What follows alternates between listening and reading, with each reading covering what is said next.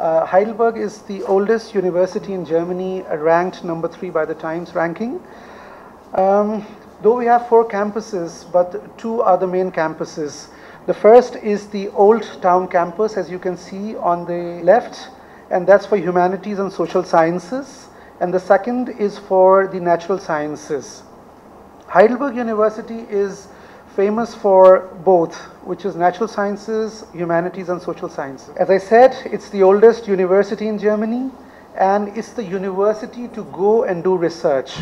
Lots of opportunities for research. You can do interdisciplinary research, you can do single researches, you can do structured research, you can go for unstructured researches. Important that Heidelberg University has been successful in its excellence initiative. These are the initiatives. One is for science, it's known as cellular networks, and the second is for arts and humanities, that's known as Asia and Europe in global context, which is something I'll cover a little later in the presentation. It focuses on research-based teaching and well-structured training for doctoral students specifically, and Heidelberg University has 10 Nobel laureates who either taught or who conducted their research at the Heidelberg University. In addition to this, there are a lot of alumni who have later become Nobel laureates, and that's close to 40 people. The Heidelberg University has 12 faculties ranging from theology, law, medical faculty, modern languages, and so forth. So faculty of biosciences, and in addition to this we have 15 central research institutions, and these are some of the facts and figures. In the winter term of 2012 we had 30,000 students, and of which 17.2% were the international students, and the total number of staff is 13,000, and the total funding is 600 million euros, which is a big amount. And for the university, excluding medical faculties, is 316 million euros. The third-party expenses are 206.8 million euros. So you can understand that it gives a lot of opportunities for everybody to study and to do research. The QS World Ranking says we are number 2 in Germany and 55th in the world. The Times ranking puts at number 3 position, and Shanghai ranking puts us again at number 3 position. Heidelberg does research beyond traditional disciplinary boundaries. We are focusing more on interdisciplinary research. Can you imagine a historian, a chemist, and a biochemist sitting together and attacking a problem? This is what the latest trend is for the Heidelberg University. We have different interactive research areas that we call field of focus, or FOF. There are 4 in all. The first is molecular and cellular basis. The second is structure and pattern formation. Third is cultural dynamics, and fourth is self-regulation of individuals and organisms. Continuing with the excellence initiative, we have an institutional strategy, and as I said earlier, we have 2 clusters of excellence. The 2 clusters of excellence have a lot of international collaborations ranging from America to Japan. So you can see that we are covering the whole world almost with these. And a lot of projects are going on that are being focused on South Asia, on Japan, on America, and so on. In addition, we have graduate schools. The Graduate School of Fundamental Physics is one of the most coveted schools in Germany. And then we have Hartmut Hoffmann Berling School. This is for School of Molecular and Cellular Biology. For your convenience, I won't speak about the German terminology so that you understand it better. And then there is Heidelberg School of Mathematical and Computational Methods for the Sciences. And all these schools attract the best talent from across the world. And in some schools we have applications, as many as thousands of applications, and we select only a handful of candidates. There are 15 collaborative research centers through German Research Foundation, 6 training groups, 19 research networks, 11 projects in cooperation with Heidelberg Academy of Sciences, and 28 European research grants, and 12 starting grants, 12 advanced grants, and 4 advanced grants joint appointments. A very interesting concept that Heidelberg University works on is the cooperation with industry and business. Here what we do is, the industry doesn't spend much money on setting up their own labs. hiring people. Instead, they hire students and researchers from universities. Obviously, they have to be students and researchers of merit. So the industry saves a lot of money, and the university gets the money and the opportunity to set up interesting labs. For example, let me talk about Heidelberg Collaboratory for Image Processing, which is the second one. It invites researchers and students from different departments like physics, chemistry, biology, and also arts, and they all sit together and they find solution to problems related to image processing. For example, today if you see, then if somebody is a doctor, it's not just enough being a doctor. You need to be a physicist. You need to be a chemist, and only then you can come with an international level solution to a problem. So similarly, Carla or this IL and the NIC, Nikon Imaging Center, are very important places where they are continuously absorbing students for internships, researchers, and then they finally get absorbed into the organization, many of them who perform well. For example, the Nikon Imaging Center has pumped in close to 750 million euros in buying different microscopes in Heidelberg. The second is the Federal Ministry of Education and Research. We have the leading edge clusters like the biotechnology cluster Rhine-Neckar. Rhine-Neckar is an administrative area that covers 2 or 3 states in Germany. And then we have the Forum Organic Electronics. As we all know, it is an upcoming field, and Heidelberg University wants to invest heavily in this. We are looking for people to do research. We are looking for people to come and join us in this. Studying in Heidelberg, I won't tom-tom about the university, but the fact is it's a picturesque town with a population of 150,000 people, and it provides an ideal condition for students and researchers to come and study and do their research. We offer more than 160 programs, and it's a perfect setting for individualized and interdisciplinary studies. And we have research-oriented teaching. A lot of teachers from Delhi University, from University of Hyderabad, from Jamia, from JNU, and from the other partners go and study or go and teach there. Okay, this is the status of bachelor's and master's program. We offer 64 bachelor's program, of which 45 are dual subjects and 16 are single subjects. And there are 85 master's programs, of which 56 are consecutive MAs and MSc. Consecutive means immediately after completing your BA or BSc, you go into the MA program, and 29 are non-consecutive. There are 29 teacher training programs and 5 state examinations.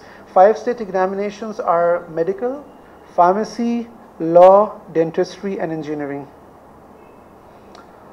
I continue with the research-oriented teaching, and the focus of Heidelberg University is to involve students at an early stage, because what we want is we want to mold them as per the university requirements, as per the university expectations, so that they become the researchers of the choice of the university.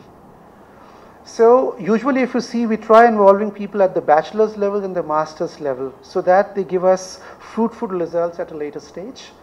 Then we have tutor training programs. And earlier I had talked of integrated research. So one such opportunity is Marsilius College, as we call it in English. So Marsilius College focuses only on interdisciplinary research work. Then there is a support of individual research projects in master's program. Support for young researchers, as I said, is a focus area. We have the structured doctoral programs.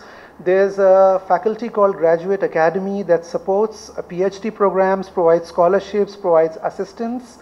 And then we have International Max Planck Research Schools. My colleague Chandrika spoke about these in her presentation, and the affiliation of these schools to the Göttingen University as well. Then we have 4 graduate schools, as I said earlier, and 6 DFG funded research training groups. Independent junior research groups, as the name suggests, they are all young people completing BSc and BA and the master's level. And there is a management program on way to professorship. So this is self-explanatory. You're most welcome to ask me questions after the presentation. Talking about the international affairs, we have 560 Erasmus agreements with 294 European universities, exchange programs with over 150 additional universities worldwide, as I said earlier, from Japan to America, and 19 privileged partnerships with universities abroad, and 2 international DFC research training groups. These might sound a little alien to you, but you can ask me. Some facts and figures. Winter term had 17.2% international students. International doctorates were as high as 23.2%. And international postdocs 11.5%. And we have international visiting scholars 250 per year from all across the world. We get people from China, from Malaysia, from Japan, from India, from Pakistan, and from the other countries. Now, Heidelberg University has major 4 representations abroad. The first is the Heidelberg Center of Latin America, very interesting center that came up in the year 2002, and here they teach international law program. The idea was to attract the best talent from South America, where people from different countries come together, they study law, and then when they take up diplomatic positions, they come up with very good solutions for the continent on the whole.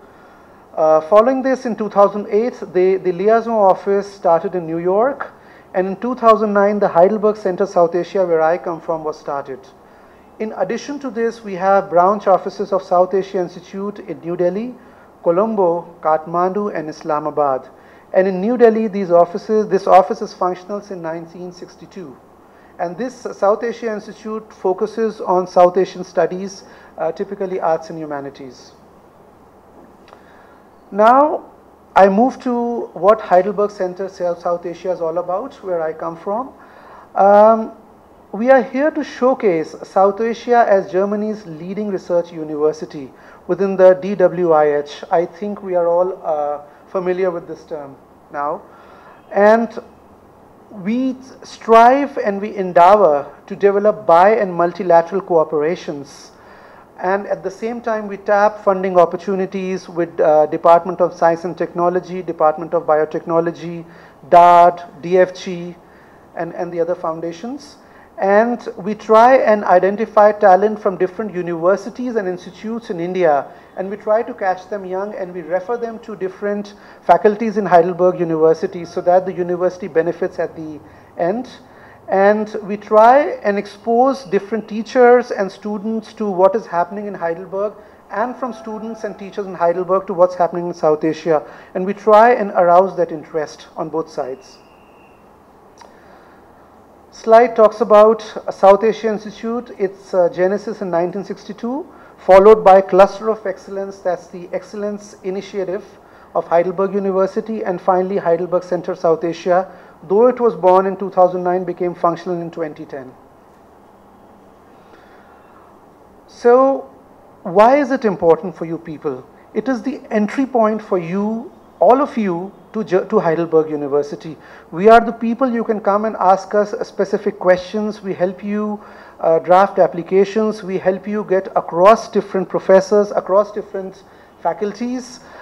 We answer your questions. We help you administratively with visa issues. We help you with a lot of other things, finding accommodation in Heidelberg, finding research opportunities, finding place for the teachers where the exchange program can happen, and things like that.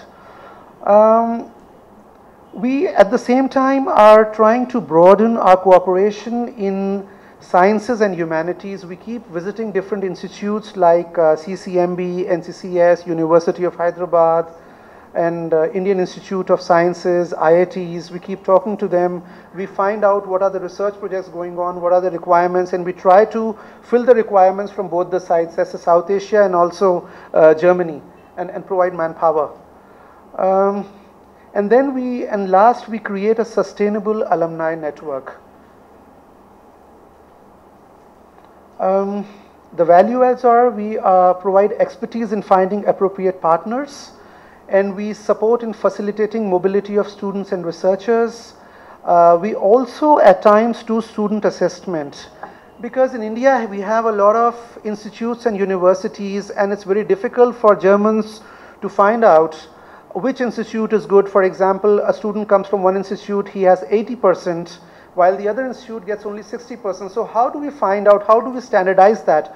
Which institute is good? So we play a major role in this, and we tell them, okay, this institute is of caliber, and the student, though not from very good college, is a good student. So at times we also meet the students, we interview them, and if we find them suitable, we always recommend them. Then there's an internship platform, very important. It's known as Career Services for Heidelberg Universities. As many as 1,500 to 2,000 different universities and our faculties advertise posts for internships and job positions for different students and researchers, both ways. That is in Heidelberg and also in India. And then practical support, as I said earlier, we help in visa processing, travel accommodation, organization of conferences and workshops. This is all I had to present today. We are a team. Our head coordinator is Professor Axel Michaels, who is based out of Heidelberg. And then we have Dr. Elvira Grana, who's these days posted in New Delhi. She will be joining us on 29th of this month and be here till 1st of May. And then it's me. And we have a fourth colleague who looks after finance and general administration.